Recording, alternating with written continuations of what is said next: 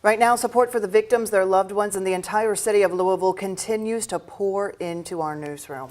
WHS 11's Alexis Jones has been following this part of our mass shooting coverage today. She is joining us here now with more of the messages that are being sent. And Alexis, who have you seen from so far?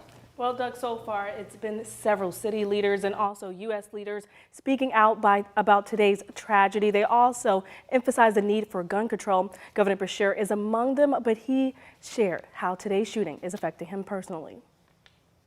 We lost 4 children of God today, one of whom was one of my closest friends.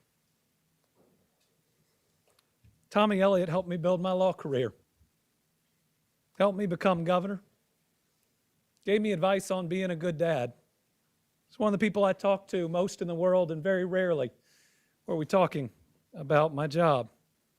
He was an incredible friend. We also lost Juliana Farmer, Jim Tutt, Josh Barrick, each amazing people whose families grieve them, whose community will mourn and will miss them. These are irreplaceable, amazing individuals that a terrible act of violence tore from all of us. And while the governor mourns for the city and his friend, he's asking everyone to continue to pray and for support for law enforcement, victims, and their families. And he's not the only one. Senator David Yates says, quote, "As elected leaders, we also have a responsibility to have open and honest discussions on how to address this increasing frequency of these shootings. We must take action and do something to reduce future tragedies such as this. Let us unite as #LouisvilleStrong." And President Joe Biden took to Twitter today to also say, "Once again, our nation mourns after a senseless act of gun violence.